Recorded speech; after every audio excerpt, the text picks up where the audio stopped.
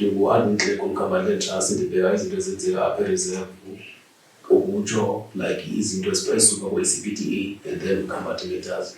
Ndinochulumanco olukhulu because apha ndiqale ngokufunda and then ngokuya kwam ndibhina even i-history Mkhambathi uba ihamba iqhuba njani.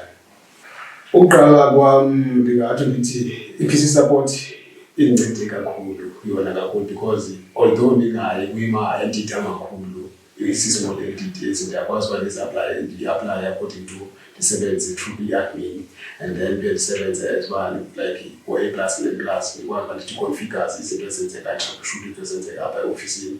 And then ke ngoku nezinye iskill like ama-project management, so it's sort like I'm on the project management njengoba ndilapha ndiyakwazi ndimanage i-office Mkhambathi Land Trust into nje. Uthetha kakhulu ukukhula kwebhizinesi because as uba ibhizinesi sithi expand, nabantu abaninzi bakwazi uba accommodate ngendlela ekuyiyo, ba even ile nto intswelangqesho iyaphela ezilalini, abantu bakwazi uba to go to unite.